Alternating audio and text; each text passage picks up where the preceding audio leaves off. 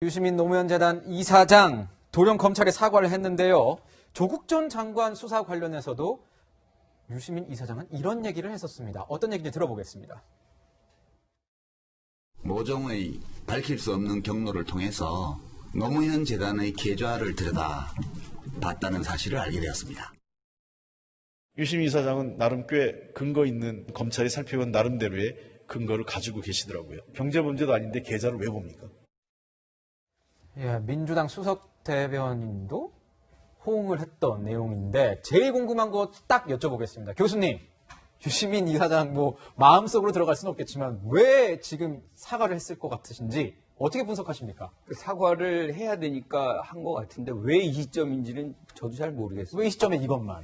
일단은 사실은 굉장히 안타깝습니다. 유시민 작가의 어떤 신뢰가 지금 막 떨어지고 있다. 그리고 유시민 작가가 그냥 작가로 있는 것이 아니라 노무현 전 대통령의 재단의 이사장으로 있거든요. 이 문제는 사실 재단에까지를 피해를 주는 거예요. 그리고 문제 제기했던 것이 재단의 계좌를 검찰이 들여다봤다라는 거였거든요.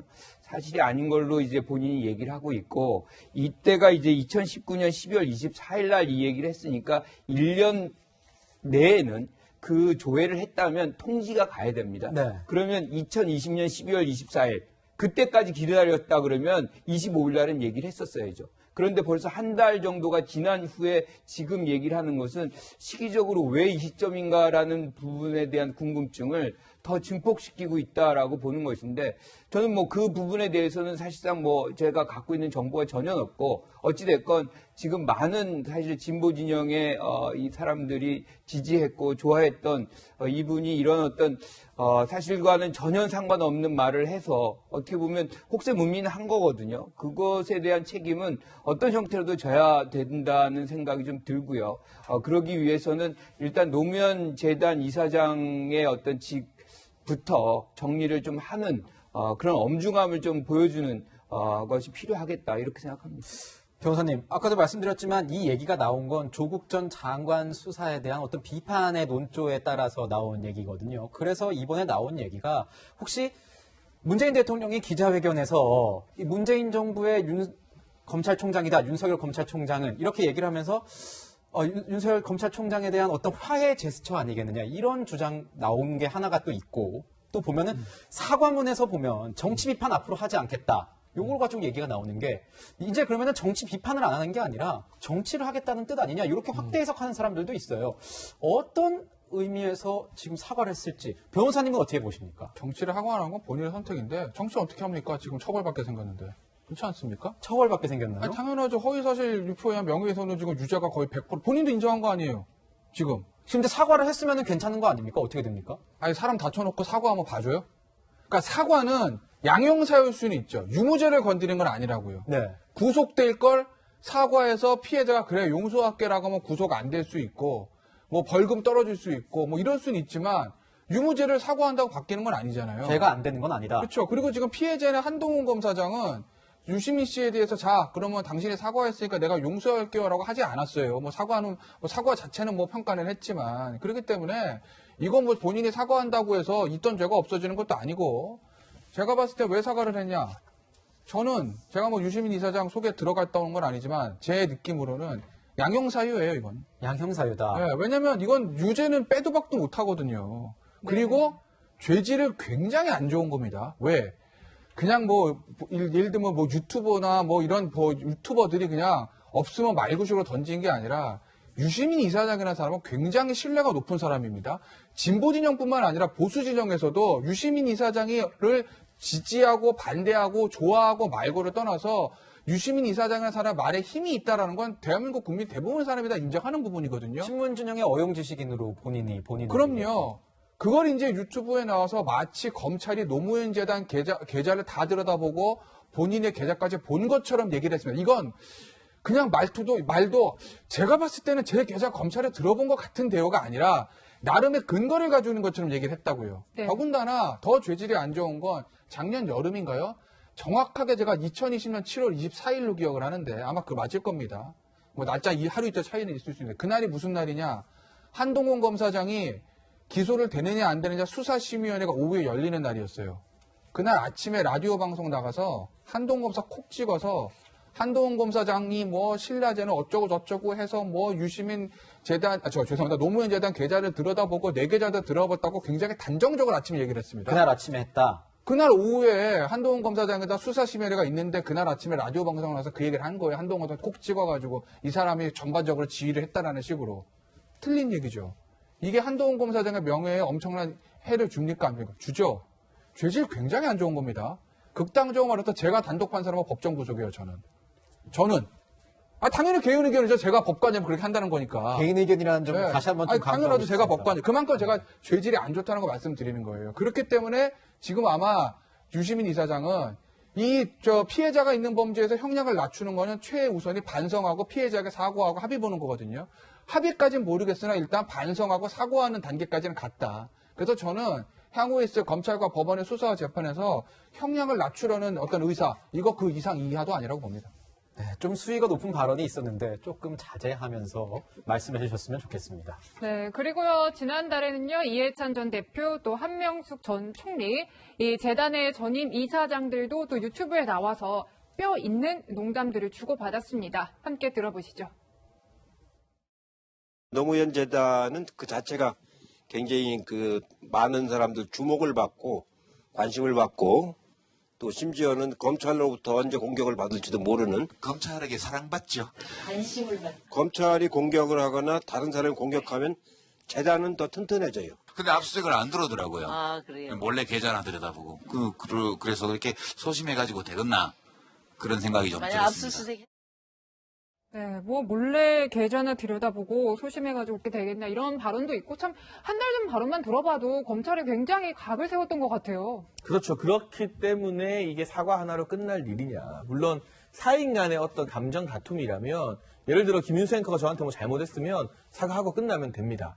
근데 이 끝내주실 부분은 거죠? 네. 그럼요. 근데 이 부분은 공적인 문제입니다. 그리고 네. 검찰이나 예를 들면 지목을 당했던 한동훈 검사장이 개인적인 감정을 가지고 유시민 이사장 사과까지 했는데 계속 못 살게 군다, 괴롭힌다 이런 프레임으로 이 사건을 바라볼 것이 아니라요. 정말 정치적 영향력, 그것도 어마어마한 정치적 영향력을 가지고 잠재적 대권 주자로까지 분류됐던 분이 또 본인이 지금은 정치 비평을 안 하고 있지만 정치 현안에 대한 비평을 정말 왕성하게 하셨고 정치인이기도 하셨습니다. 장관까지 지냈던 분이죠. 네. 그런 분이 특정 사안에 대해서 1년 가까이 지속적으로 허위 사실을 주장하다가 그 허위 사실이 그리고 실제로 여러 가지 수사 심의나 여러 사건, 조국 전 장관 사건부터 한동훈 검사장 좌천되고 1년의 이 검찰 관련된 사건에 지대한 영향력을 끼쳤는데 그 1년이 다 지나고 나서 알고 보니 내가 잘못 알았다. 미안합니다 하고 했을 때 과연 이게 끝날 수 있는 문제인가. 여기에 대해서 유시민 이사장에 대한 개인적인 감정 없이 명확하게 우리가 허위사실 공표로 인한 명예훼손이나 정치적 주장에 대해서 책임지는 문화를 만들어 갈 때 이런 식의 근거 없는 의혹 제기가 진보에서도 보수에서도 자제가 될 수 있는 겁니다. 실제로 조국 전 장관 같은 경우도 가짜뉴스에 대해서 징벌적 손해배상을 도입해야 된다는 이야기의 목소리를 굉장히 높였습니다. 네.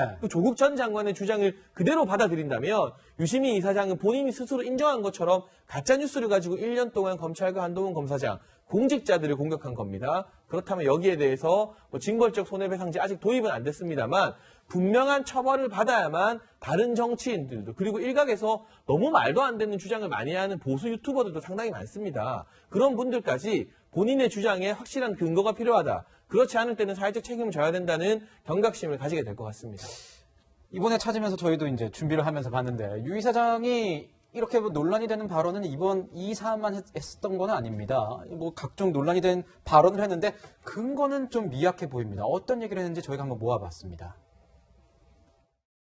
검찰은 못 믿어요. 네. 그럼 검찰이 저 하드디스크 드라이브를 가지고 가서 저 안에 있는 데이터를 뭘 장난을 칠 가능성도 있는 거죠. 그러니까 당연히 그거를 복제를 해둬야 돼. 그래야 나중에 혹시 검찰이 엉뚱한 걸 하면 증명할 수가 있죠. 윤석열 총장이 8월 9일 날 대통령이 법무장관으로 조국 씨를 지명하기 전에 청와대에 의견을 냈어요. 안 된다고. 그리고 대통령 면담 요청도 했어요. 저희 이 추론은 내사를 했다는 거예요.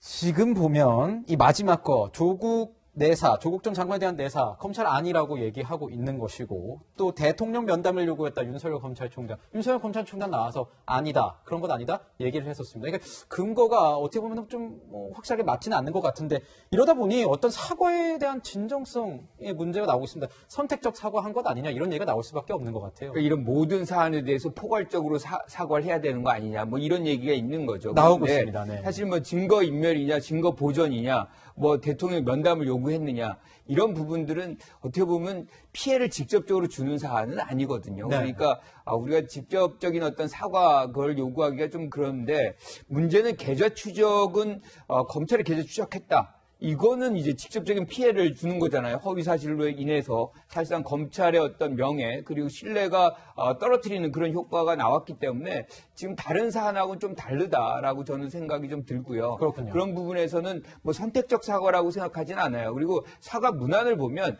굉장히 사실 겸허하게 지금 되어 있습니다. 그래서 내용은 굉장히 그렇죠. 겸허한 자세일 뭐 수 어떤 있더라고요. 형태로든 책임을 지겠다는 것들이 많이 들어가 있기 때문에 이 사과를 또 폄훼할 필요는 없겠다. 우리가 법적인 처벌이라든가 법적인 어떤 판단들이 지금 준비되고 있는 과정이니까 그런 상황을 이제 지켜보면 될 것이다. 뭐 이렇게 생각합니다.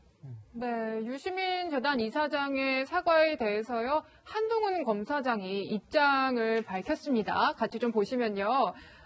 사과한 거는 다행이지만 지난 1년간 저를 특정한 거짓 선동을 반복했고, 또 이미 발생한 피해에 대해서 필요한 조치를 검토할 것이라고 밝혔는데요. 변호사님, 뭐 어떤 조치들이 가능할까요?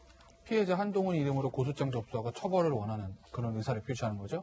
그러니까 지금 중앙지검 하면 이 사건이 가 있을 건데, 이게 피해자는 한동훈 검사장이 고소한 게 아니라 아마 시민단체도 고발을 한 겁니다. 그러니까 고소는 쉽게 말씀드리면 피해자가 하는 거고, 고발은 제3자가 사실 남의 일에 들어가가지고 저거 이상하니까 수사해줘 이거거든요. 네. 근데 검찰 입장에서 보면 제3자의 고발과 피해자가 나는 이를 직접적 피해를 받았으니 엄벌을 원합니다라고 고소 들어온 건 좀 차원이 좀 다른 문제가 있어요. 그래서 아마 한동훈 검사장이 필요한 조치를 다한다는 건 아마 본인 명의의 고소장 제출과 엄벌을 원하는 의사를 표시할 거, 이걸 아직은 결정을 못한 것 같은데 아마 그 부분에 대한 얘기를 하는 거고. 예. 뭐 앞서 김광욱 교수님 얘기하셨지만 저도 유시민 이사장의 사과에 진정성이 있다고 봅니다. 네. 원래 지금 검찰의 수사라 처벌받게 된 사람들이 사과하고 반성할 때 진정성 있게 합니다. 그래야 양형사회 판단이 되니까. 그렇잖아요. 법원 입장에서 보면 이 사람이 사과에 진정성 있는지 반성이 있는지 다 판단이 되는데, 글을 보고 법정에 불러다 얘기를 해보면, 그렇기 때문에 본인이 지금 처벌받게 된 상황이기 때문에 당연히 사과는 진정성 했을 거고, 저도 그 진정성은 믿어 의심치 않습니다만 그 의도는 아마 본인의 양형을 좀 유리하게 하기 위함일 것이다. 그리고 유시민 이사장이 사는 방법 하나는 있어요. 제가 알려드릴게요. 유시민 이사장도 알고 있을 겁니다. 이걸 택할지는 모르겠지만. 허위사실에 의한 명예훼손죄가 무죄 나오는 경우가 한 경우가 있어요. 공익을 위한 것이고, 이건 공익은 맞는 거죠. 네. 그리고 이게 만약에 허위니까 사실은 아니지만 본인이 사실이라고 믿었을 상당한 이유가 있었으면 무죄가 됩니다. 그럼 그런 얘기 뭐냐?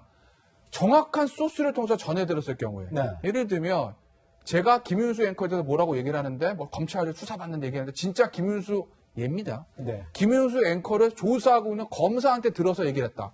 확실한 소스가 가지고 있는 거잖아요. 네. 김윤수 앵커를 조사하고 있는 검사가 나한테 한 얘기니까 이건 내가 사실이라고 믿을 상당한 이유가 있는 거죠. 그러면 저는 삽니다. 똑같은 거거든요. 지금 유시민 이사장 처음에 얘기할 때 검찰 쪽에서 들었다, 그런 어떤 어서 마치 뭔가를 좀 들은 것처럼 얘기를 했는데, 본인이 누구한테 이걸 들어서 얘기를 했는지 확실한 소스를 밝혀서 검찰과 법원이 봤을 때 그 취재원이 정말 유시민 이사장 입장에서는 그 취재원의 얘기를 믿을 수밖에 없었겠구나라고 판단이 들면 무죄도 가능합니다. 근데 과연 그 소스가 누굴까? 있기는 한 것일까? 정말 있다면 밝힐 것인가라는 저는 개인적 의구심을 가지고 있는 거고, 또 하나 제가 유시민 이사장 굉장히 안타까운 건 저희 같은 사람들은 검찰의 핵심에 접근이 안 되기 때문에 검찰에서 어떻게 그런지 알 수가 없습니다. 그런데 한동훈 검사장이 1월 달에 지금 부산 좌천된 이후에 대검과 중앙과 법무부의 수사 라인은 다 추미애 장관과 가까운 사람으로 쭉 깔렸습니다. 유시민 이사장하고 추미애 장관의 개인적인 친분 관계는 제가 알 수는 없으나, 네. 유시민 이사장 정도의 지위와 힘을 가지고 있는 사람이라고 하면 정말 본인 계좌가 지금 추적이 되면 굉장히 기분 나쁜 거잖아요. 그건 추측일 수 있으니까요. 예. 조심해 주십시오. 네. 글쎄, 이거에 대한 사실관계 확인이 정말 어려웠을까? 불법적인 방법부터 제가 확인하는 거 안 합니다. 저도 사인인데 내 계좌가 만약에 털렸다고 생각이 들면 굉장히 기분 나쁘니 어떻게 되는지 이거 정말일까? 알아볼 수 있는 것이거든요. 과연 정말 그 사실관계를 판단하는 게 1년 동안 힘들었을까라는 생각은 저는 해봅니다. 변호사님, 이 정도 개인적인 사안이면 그러면 추측이에요. 예, 소환 조사도 가능한 뭐 이런 상황인 건가요? 어떻게? 당연하죠. 아, 이거는 봐서 소환을 해야 되는 거예요? 아니 뭐 나중에 진짜 만약에 소환해서 자, 이 얘기 왜 하셨습니까? 어디서 들었어요? 이거 당연히 물어봐야죠. 그래서 물어봤더니 아, 정말 유시민 씨 당신이 믿을 수밖에 없는 어떤 사람한테 이 얘기를 들어 이렇게 얘기하신 거군요. 그러면 무혐의도 가능한 건데 그게 아니라면 당연히 처벌해야 되는 거 아니겠습니까? 네. 그렇다고 보니 당연히 소환 조사는 이거 뭐 당연히 해야 되는 거죠. 네, 사실 지금 이 시점은요, 4월 선거도 얼마 남지 않았고, 또 민주당 입장에서는 검찰개혁 시즌2도 앞두고 있는 상황인데, 이 지금 유시민 이사장의 갑작스러운 사과가 여당에서는 좀 당혹스럽지 않을까? 이런 해석도 나오는데, 어떻게 보세요? 그러니까 소위 민주당이 추진하는 검찰개혁 시즌2가 검찰에게 남아있는 6대 수사권까지 다 빼앗겠다는 거 아니겠습니까? 전면적으로 검찰은 이제 기소와 공소 유지를 담당하는 기관으로 만들겠다는 게 이 시즌2의 핵심 아젠다라고 할 수 있는데 네. 두 가지 내부적인 악재를 만났습니다. 첫 번째는 문재인 대통령 신년 기자회견입니다. 신년 기자회견에서 윤석열 총장을 문재인 정부의 사람이라 평가한다. 이 말이 나오고 사실상 민주당에서 추진하던 별도의 검찰개혁 시즌2는 동력을 많이 상실했다는 보도가 나오고 있고요. 네. 두 번째 악재가 바로 유시민 이사장의 이 사과입니다. 유시민 이사장의 사과 때문에 당분간은 검찰을 향해서 강력한 개혁 드라이브를 걸기가 조금 어려워졌습니다. 동력을 조금 잃은 것 아니냐라는 지적이 나오는 거고요. 네, 그리고 이 부분은 이낙연 대표의 입지와도 연관이 될 수밖에 없습니다. 결과적으로는 이낙연 당대표의 특별 지시로 인해서 검찰개혁 특위 TF가 새로 만들어지고 윤호중 법사위원장이 이 TF의 위원장으로 가게 되면서 당이 중심적으로 전열을 재정비했던 것인데 이낙연 대표 체제에서 이게 개인의 책임은 아닙니다만 추미애 장관과 윤석열 총장의 여러 징계를 둘러싼 싸움에서 사실상 윤석열 총장이 판정승을 거뒀고요. 검찰개혁 시즌2가 자초돼 동력 상실하게 될 위기에 직면했습니다. 이러한 일련의 상황들이 이 여권의 양대 대선 주자라 할 수 있는 이낙연, 이재명 중에서 이낙연 대표에게 더 큰 악재로 작용하게 되면 분명해 보이고 이게 동력이 상실될수록 오히려 더불어민주당의 당원들이나 우리가 친문이라고 평가하는 지지자들은 그래도 검찰개혁 더 빨리 해야 된다는 목소리를 낼 겁니다. 그러면 당 바깥에서 이 강성 목소리를 뒤늦게 낼 수 있는 이재명 지사에게 힘이 실리지 않을까. 어쨌거나 지금 국면에서 특히 다가오는 재보궐에서 검찰개혁은 당분간 화두에서 좀 비껴나갈 그럴 가능성이 클 것 같습니다. 네, 지금까지 유시민 이사장의 갑작스러운 사과의 이유와 후폭풍까지 하나하나 짚어봤습니다. 예, 다음은 법무부와 검찰로 가보겠습니다.